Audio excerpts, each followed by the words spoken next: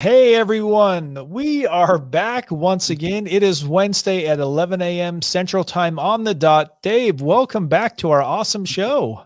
CR, thank you. Very excited to be back again. Here, love this time of the week. 11 a.m. Central Time, Wednesday, always my favorite time of the week. Dave, we did our big 4-hour webinar last week, and we do these every month. And I was telling you, I had this weird, crazy setup last week. My whole body was orange. Everything around me is normally I'm wearing orange, but everything around me was orange, and I couldn't. My microphone wasn't working. After the whole webinar, I went back and listened and realized nothing was plugged in. So it was kind of bizarre. And so I'm hoping today is a better experience. Yeah, I hope so. I couldn't figure it out when we were going through that webinar what had gone on, but I knew you'd had some disruption and it all worked out fine. But it is interesting in this virtual world how one plug or one little setup being off can create all kinds of problems. Yeah, and that's due because we had that fire and I came and grabbed everything and threw it in boxes and came back and set it up and assumed we had it right. So anyway, my apologies for everyone. Hopefully everything is great today. You've got hopefully a better look. I can't change this, but the lighting should be better and the audio as well. But I just want to thank you for being here live with us. And if you're on replay, thank you so much. And if you are here live, go ahead and submit your retirement questions for Dave. And so what we do is I put together a list of all of these great questions for Dave, and then we take all of the things you have on your mind that deals with anything from Medicare to Social Security to reverse mortgage to long-term care, you name it, it's out there. And we're encouraging you to submit those questions. But Dave, we're talking very particular about that 4-hour webinar that we had, The Changing World of Retirement. And why is this one so special to you? To me, because it really gives us time to take a deeper dive into the topics we talk about. It's so hard when you're an educator to get all of the information out that you want to, that you feel people need, especially in short segments that I often am limited to. We have our podcast where we may be limited to 15, 20 minutes to cover a topic. We've got webinars where we're often limited to an hour. Well, in a 4-hour class, we get an opportunity not only to provide more information, but we limit the size of that class. So it helps us to get to more of the questions to really make it more intimate and personal for those attending. That's why I like it, is it's my job to educate people and get them the information they need. And this gives us a good opportunity to do that. So tell me a little bit about what the world of retirement is and why it's changing so rapidly also. Yeah, there's a ton of things that are changing, and we look at the world around us already as it is, and it blows me away at how quickly things are changing. Almost on a daily basis, I'm seeing things that appear to, I guess, to society now to be normal that I've thought would never happen in my lifetime. That it's just things that have changed. Now, some things are for the better, obviously. Some things, in my opinion, are going to continue to hurt our country. When we look at retirement, though, we had a change. It goes clear back, CR, if you go back to it, into the 70s. Now, that's where it originally started, and people don't realize that it's been over 50 years now that the change got put into place. And what happened is that's when the IRA and traditional 401k accounts came out. So at that period of time, the government actively said, look, we're going to take the burden off of the employer. We're going to put it on the back of the employee, and we're going to see how this pans out. Well, if we look now forward 50 years, what we're finding is, unfortunately, people are not saving at the level that they should be. And then we add market risk on top of that, overspending by the government that's happening. We end up with long-term care because we're living longer. All that into a mix, it's like just throwing items into a blender, shaking it up and hoping when you're done, you get something decent out of it at the end if you don't plan for what you're trying to accomplish. I think that's a great analogy, and that's one of the things we want to talk about. And so we talk about things on this show from, like you mentioned, long-term care, reverse mortgage. Even we talk about annuities, because I feel like that's a product that a long time ago also had some bad negativity, some bad issues about it. But now I feel like it's really cleaned up, and that's something you really are a proponent of. Yeah, I absolutely am. And I was on a webinar this morning where we were talking about annuities again. And there were a lot of questions in that webinar that are based upon bad information from the past. We see it a lot of times with people. If you haven't met someone for 5, 10, maybe 20 years, you have a perception who they were. Maybe it's from back in high school that you think of an individual, they were the class clown, or maybe they were the beautiful person in the class. Well, then we fast forward 20 years, and what we find is those people oftentimes are much different than who we pegged them to be. They've turned into a much different person. And this is what we find with annuities, life insurance policies, that when we look back 5, 10 years ago and some of the problems that the industry had, when we look at what they're offering today, it's a much different story. And they've done a great job helping put products together to help retirees have a much more safe and secure retirement. So Dave, you're telling me there's hope for me from high school. Yeah, absolutely. Yeah, keep going back to those reunions. Perfect. Well, Dave, today, again, we're going to be kind of going through and talking about the changing world of retirement through the big 4-hour webinar we are part of. And I pulled a bunch of questions from there. So I'm going to ask you those questions. And for those of us joining us live, please go ahead and ask your question. Ask your retirement question, no matter even if it's on topic or not, because we want to make sure we're helping you get to a more safe and secure retirement. And that's what our job is to do. So Dave, if you're ready, I want to jump in and let's start going through some of these questions, and we'll see if we can pose some of the live questions as they come in. That sounds great. So let's get to Teresa first. Would there be an advantage to putting more into your 401k during your working years so that you can do Roth conversions to get more into the tax-free bucket? Teresa's question here is based upon a theory that many people have. And for some people, it does work. For the majority of people, it's kind of a false belief that exists out there. And that's that during those working years, your income's going to be higher. So therefore, you should take advantage of these traditional 401k contributions. And then when you get into retirement, all of a sudden your income's going to drop substantially off the table and you can do conversions at a much lower rate. What we're finding is that is not the case, because during those working years, you've got children in the home, you've got maybe kids in college, you've got a lot of tax credits, you may have itemized deductions rather than the standard deduction most retirees are taking. And you have, for many people that have been doing it, have been taking their traditional contributions off of their tax return. Well, now you get into retirement saying, yeah, I'm living off less money, but I'm still in the same tax bracket or maybe even higher. So I'd be very careful if you're going to use that as a philosophy in your own retirement, because what we find for the majority of people, probably close to 70, 80% of the people, this is not the case. And that's just with current tax rates, CR. We're not even saying, hey, if tax rates go up beyond what they've already told us will happen in 2026, it's just with those 2026 rates, we're saying, look, people are already ahead of where they are today, even if they were to do some fairly large conversions at this point. And Dave, exactly like you talked about at the beginning of the show, Teresa's falling into the same trap where she's taking old information or bad information and trying to justify it for the means of doing retirement a little differently. Yeah, and other things people often don't consider either is things like Medicare. I mean, if you make too much money, and that's not just from an earning standpoint, but through a conversion process, it's going to affect your Medicare premium for a period of time. So you've got to take all of these things into consideration. And again, what we're finding is that tax-deferred bucket, now there is an appropriate amount to have in there. Most people have it way overfunded, but once we get that mathematically amount in there, or based upon our expected rate of return, get the amount in there that will grow once we get to age 72 and have to start taking money out to the appropriate amount. What we want is everything else going into those Roth buckets. Now, Dave, let's talk about taxes. Taxes are slated to go up. And I think a lot of people are trying to understand this. And so I want to bring up Steven's question right here, because he's saying, why can't the president in place in 2024 enact legislation that would not have taxes automatically increase in 2025? So the president by himself cannot make those changes. Now, could you end up getting, Congress and the Senate and everyone else together? But again, we're in a situation we've got to have more money. So if you're in proposal for some government official to lower your taxes, now I don't want to pay any more than the next guy. But if you're in some proposal that they should lower your taxes, be aware you better hope that they're cutting spending by 2 or 3 times what they're doing now. Because if not, all you're doing is kicking the can down the road that either in your own life, depending on how long you live, or your kid's life, you're going to have a miserable situation at some point in the future. And unfortunately, CR, I try to not get too dark in these presentations, but the more and more I listen to the economists who spend their life studying this stuff, we realize that we've got some massive issues ahead of us that have got to be addressed at some point from an economic standpoint of the federal government.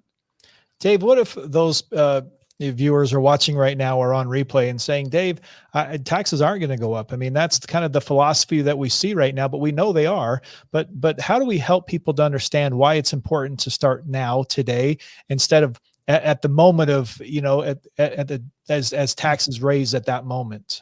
Yeah, and I don't know how you'd get there because we had one again yesterday that was of that same belief. Oh, I don't, taxes aren't going anywhere, and it's like, how in the world can you believe this? Again, there's a whole group that believes in modern monetary theory that we can just print our way out of it. But every top economist is proving that these things cannot work. There's no precedence for it. There's no mathematical certainty to ever allow it to happen. So as you look at it, it's like, look, you've just got to educate yourself and realize you're living in a shell or a bubble. It's almost at this point of, someone coming and telling me, hey, the sun's not going to come up tomorrow. Well, I'm sorry to tell you, the sun's coming up tomorrow. It's going to happen. And that's really where we are with taxes. There's just no other solution. Again, you can't have what's going to become a $60 trillion deficit. We're getting way over GDP. We're higher than we've ever been when we look at the percentage of debt to GDP. And that continues to grow, and believe that somehow it just disappears, that it just goes away, that everything's gone overnight. It's just no possible way to have that happen. And Dave, we talk a lot about different topics in retirement, especially Social Security and Medicare. There's a lot of things we deal with in both of these areas. Sally's question is wondering, does the Medicare premium lookback look only at provisional income? No. So when we look at Medicare premium look back, that's a 2-year look back. So we're 2021 right now. If you were on Medicare, what they're going to do is look at your income 2 years previous. So 2019. Why do they look back that far? Because they got to calculate it. They've got to get your W-2s submitted, your Schedule C. If you've got a Schedule C tax income as well, they've got to get that 1040 posted so they can see exactly what it is that you earned. And that's going to be your adjusted gross income. So there's some modifications to it they include, but primarily if you look at your adjusted gross income on that tax return from a 2-year period of time before. So provisional income only comes into play for Social Security, doesn't affect your Medicare. It's that adjusted gross income that's going to be looked at. And then it only stays in place for the 2 years after you have the income. So if in 2019, your income shot up because you did Roth conversions or something of that nature, and then it dropped back down in 2020, well, 2022, your Medicare premiums are going to drop down to, right now, they're $148.50 per month for Part B. Their inflation, they go up with inflation each year. Next year, by 2022, probably be $151 and some odd change. And Dave, I don't want people watching this to get confused that they feel like it's dark and the world is getting darker. I feel like it's getting brighter, and I feel like there's hope, but I feel like we have to be ready for change. And that includes Medicare, Social Security, like you said, long-term care. There's so many things that are changing in retirement, but we have to make sure that we're willing to change or adjust now, and instead of once we get there or once we get closer. And that's maybe the difference between saying, hey, this is not a doom and gloom show. This is hey, we're so excited because we're bringing you these opportunities now to help you better prepare for retirement. So you can look at it like a day on the beach. If we look at it right now, summertime, I know many people are heading to the beach to enjoy a day there, or maybe even a weekend or a week on the beach. Well, if you prepare for that day on the beach, it can be an amazing experience. I've spent a lot of days on the beach. I've had a great time with my family in the water. We have areas in Puerto Rico where we found sand dollars all the time. I've gone to Mexico and got starfish.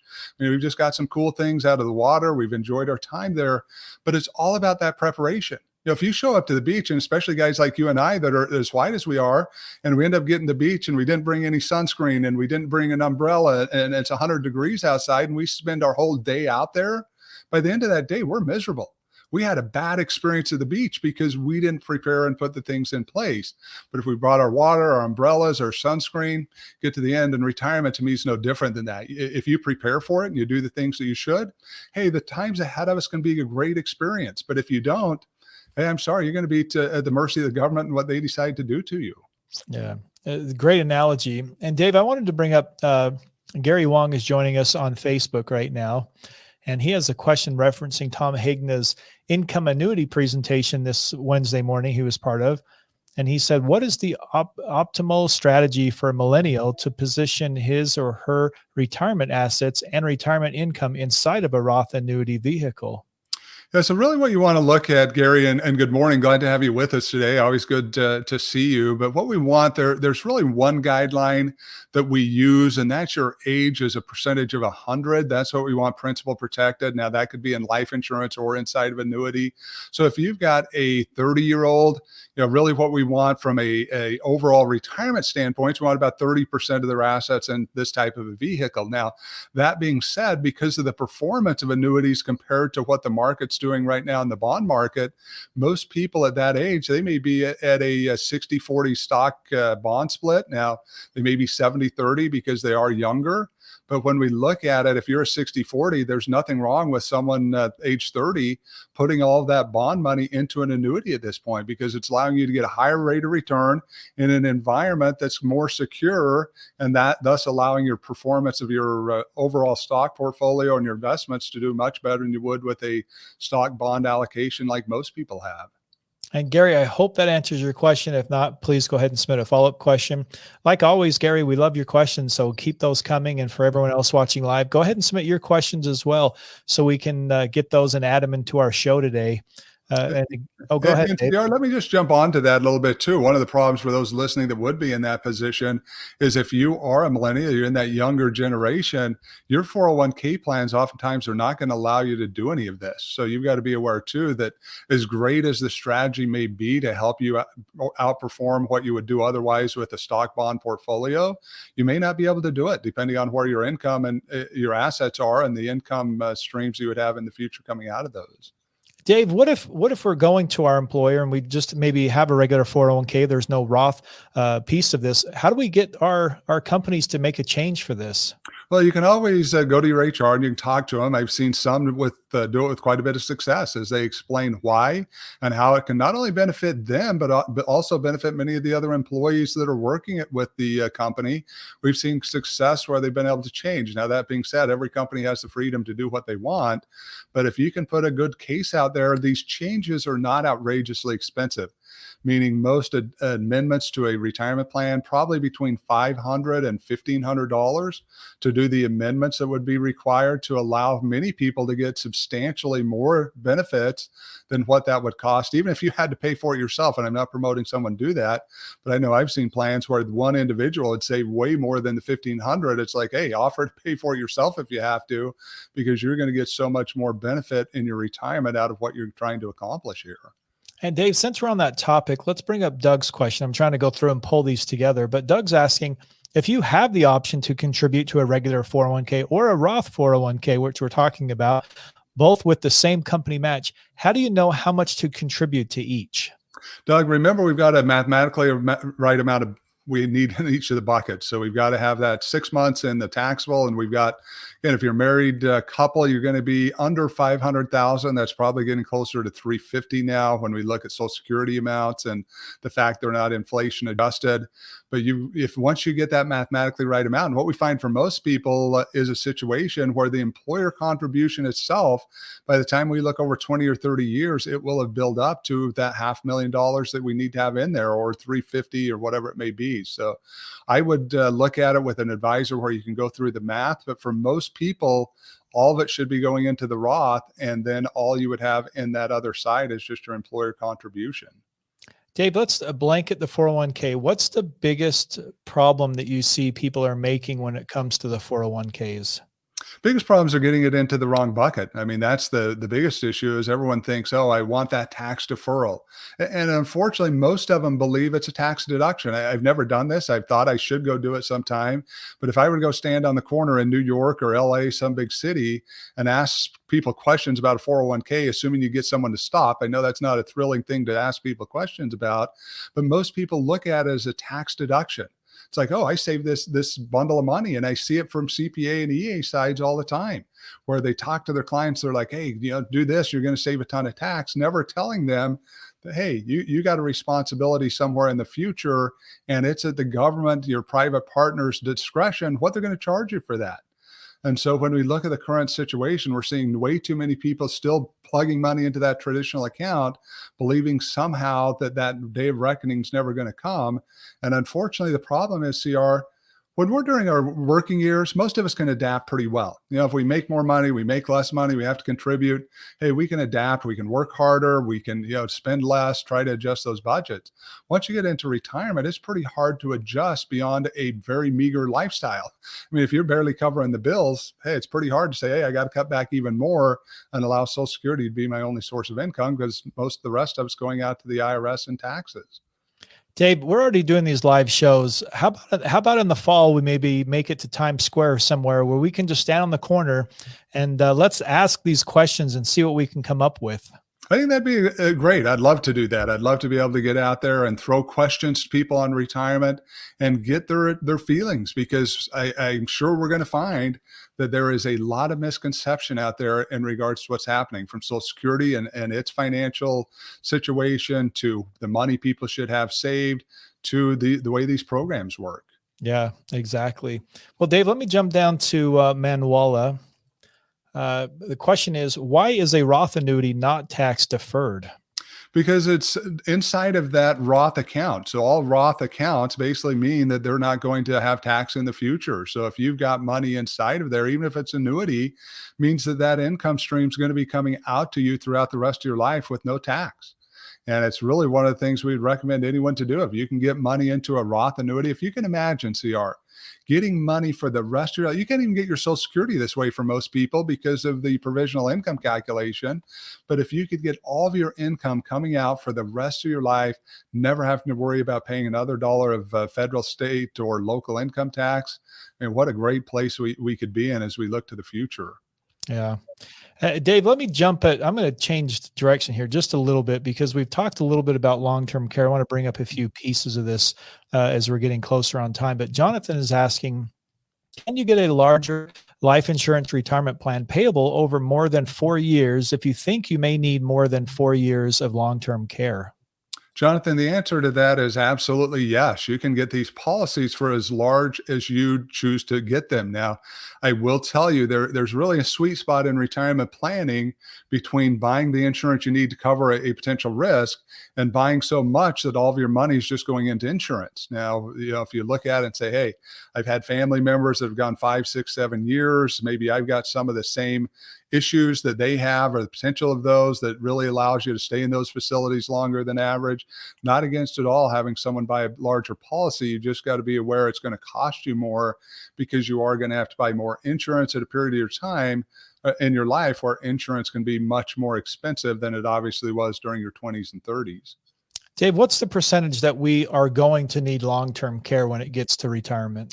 70% once you get to life expectancy. So for those guys that are in their 60s, ladies, once you got into 62, 65, whatever your date is, only a 1.1% chance you're going to have long-term care issues. So very small. Smaller than your house burning down, smaller than you wrecking your car and totaling it. Those risks are much higher than that. But once we hit full life expectancy, which is somewhere between 84 and 88, depending on if you're a male or a female, that point it jumps to 70%. I mean, if you can imagine, majority of Americans have the risk that they're going to go into a period of disability. I mean, that's another thing we don't often look at it as, is the reality. We look during our working lives and see someone that's got disabilities, think, hey, what a challenge it is for people to deal with them. Many people can't. They don't have the patience. They don't have the desire to do that. And yet 70% chance once you get there that you're going to be in that position and somebody's going to have to be doing all that for you. Yeah. Dave, let's do one more long-term care in this section here. But Teresa is asking, is there a form that allows a spouse to forego the assets of the other spouse, thus circumventing the liquidation of assets in the case of a long-term care event? It really comes down to state laws. So Medicaid is a state program. If you live in a community property state, you may have some issues here where you would have to pull the assets in. If you are in a state where it's not a community property, everyone has their own various assets, Medicaid, Medicare, all separate programs, that they may be able to keep some assets outside of there. So I would recommend, Teresa, or anyone that's concerned about this, look at your state Medicaid laws. And then also I'd even recommend sitting down with an attorney who is experienced in this in your state and talking through some of the issues if you're concerned about asset protection if you were to go through a long-term care event. And I just want to remind those that are watching with us live or on replay, if you do have questions, if it is long-term care, if it's annuities, if it's Social Security, Medicare, come on and ask your question. And if you want to ask that later, you can always go to theprosperityguy.com and go to the Contact Us tab and go ahead and submit your question there. So that way we can add it to future shows and we can get your question answered. Or you can just jump on and send an email if you just want that response back too. But Dave, one of the things we really are trying to do here is help really educate everyone out there that's especially looking into retirement, because there's the people that are maybe, if we do a scale of 1 through 10, we've got people who are 1 just saying, I'm not even close. Maybe they're millennial, maybe they're just so young, or maybe they just don't care. Then we've got some that are in their 4s or 5s that are dabbling in this. Maybe they have a Roth 401k or something else, and they're contributing to their Social Security like everyone else and Medicare. But what happens is if we're stuck at the 4 or 5 for too long, how do we begin to get out of this funk that we're in to move ourselves closer to a 7 or an 8? I think you can compare a lot to sports. Your son was a runner, and I think you probably went through this with your son. When we go out and we try to do all of these things ourselves, we get ourselves to a certain point, and that seems to be it. We see minor improvement. We may even get to a point where we're not improving. We may even go backwards a little bit. It's like, look, whatever my mile run was, if I was a 5-minute mile, I'm only going up a second or two, or maybe I'm dropping back under that, 5-minute mile at various points. Well, what you do is you find a coach to help push you through that. And I think that's one of the areas where ourselves can really help you, is to be that coach to say, look, if I'm stuck at 4 or 5, it's because I've got some issues I don't know really how to fix, or some things that maybe I've not looked at appropriately. And I need someone else to get in the middle of this and have them look at it. That's what we're here for. So that would be my recommendation. Same thing that people do with their lives, with sports, or you're struggling in your career, get that coach to be able to help you through that period.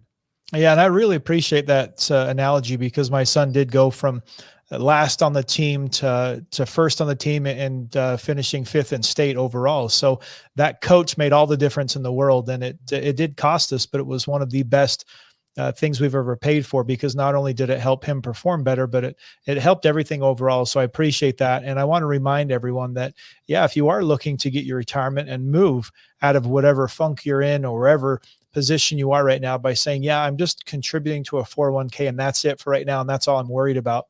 Well, I hate to tell you this, but retirement is going to come sooner than later. And so your job today is to be able to take action. And so I encourage you to get over to theprosperityguy.com and go click on the strategic session and schedule time to meet with Dave and be able to talk with him. And there's a no-fee consultation part of this that you can actually sit down and talk about these opportunities. There's no commitment. There's nothing for that, just for you to sit down and say, okay, I'm ready. Because a lot of times, Dave, if you don't hire a coach and you sit down, you talk about, I'm going to go to the gym and get better and bigger, there's nobody holding you accountable. And so you end up going maybe once or twice, or you buy that gym membership because you're dedicated, but then you show up never. And that's what we're seeing right now. No, it definitely is. And I had an experience the other day that really made me think about this, not only from a life standpoint, but from a retirement standpoint. It actually made me think about your son and what he had accomplished. We go out and walk in the morning. We take our dog and our new daughter. We go out and walk her in the stroller, and we do about 3 miles down this path. And it's summertime now, and so the cross country teams are out in the morning running their cross country runs. Well, there's a boy group and a girl group, and usually they're pretty packed together. And this day, the whole girl group was all together. There's 20 girls, whatever it was they were going. And then about probably a minute, 2 minutes behind them, all of a sudden, here comes this other girl all by herself running the course. And I just thought, and wasn't in a position to really stop and talk to her and try to coach her, but I just thought, don't give up. You're in a position right now that, yeah, maybe you can't keep up with them. I don't know your story. I don't even know even when you started doing this, but I thought about your son. It's like, look, you can get there if you will keep trying, and you'll get the help you need. Maybe you're not going to be the fastest on the team, but you can get caught back up with these other girls. And I think that's the same way in our retirement. Let's not give up. If you're struggling, if you're behind, get some people in there to help you. Start taking those steps. I can't tell you how many people we've been able to just give some tweaks to their retirement to really help them get to a better position, even though it may take them 4 or 5 years to implement all of that. And I think I really appreciate what you're talking about, because not only for me, it's going through all these pieces with you and the rest of your team. It's making sure that we're part of this as well, that we're not sitting on the side trying to encourage everybody to go, but we're actually part of this race ourselves, and that we're putting our money where our mouth is, so to speak, where we're part of all of these. And I encourage you to do the same. If you're watching out there thinking, I need to make that change, well, I encourage you to do so. And one of those things, Dave, as we're coming up on time, is I wanted to pop this on screen here, is remind everyone about the changing world of retirement. So that's what we've been talking about today. And this is a 4-hour webinar. And if you need CPE credit, you do get 4 hours of credit for this. But the thing I really appreciate about this, Dave, is the fact is that we do this every month, and they're smaller groups. And so our next one is July 30th. And you can go to our website and click on the events tab, and that will link you back over to CPA Academy, where you can sign up for this one. And I encourage you to do so, because as you go through this 4-hour presentation, you really are getting kind of everything you talk about put into a small little package. I mean, it's not going to dive into the deep dive of what you need, but it's really going to help somebody understand what principles they need to start with, and then move towards retirement that direction. Yeah, you get a good overview. You at least start seeing the holes that you potentially have. I think that's the biggest thing for me, is sometimes we get into our own lives and it's really hard for us to see the problems that we're experiencing. Yeah, it's very easy to see the problems in everyone else's lives. Hey, Jones is down the street. I can't believe they're living the way they are. I can't believe the decisions they're making. And the Joneses are down the street saying, hey, I can't believe what the Halls are doing. It's unbelievable they're making those decisions. And yet we don't see that. And that's what I find as we educate ourselves. It opens the door to see some holes that maybe we haven't realized, to see some risks out there that maybe we hadn't thought about. And then it allows us to start further educating ourselves, or to get with an advisor who can help us walk through those, so that we can start filling those holes, so we don't have a ship at some point that's going to sink at a time in our lives when we least want to have that ship sinking on us.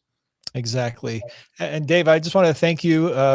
We're at our 30-minute mark, so I wanted to thank you for taking time to go through and answer more of these questions from the changing world of retirement, but also being here to answer questions, especially from Gary. And again, I want to appreciate, I wanted to tell you thank you for that, because it's really important for us to just continually progress and get educated every moment we can on this topic. Absolutely. Happy to share all of the information we can. And I hope those that are listening, you'll go to our website. There's so much great information. We continue to update it to provide you with even more content, more webinars, more podcasts, more live question and answer. It's something we hope we just continue to provide endless education to help you get the information you need for your retirement. Yeah. So again, theprosperityguy.com. We'd love to see you there.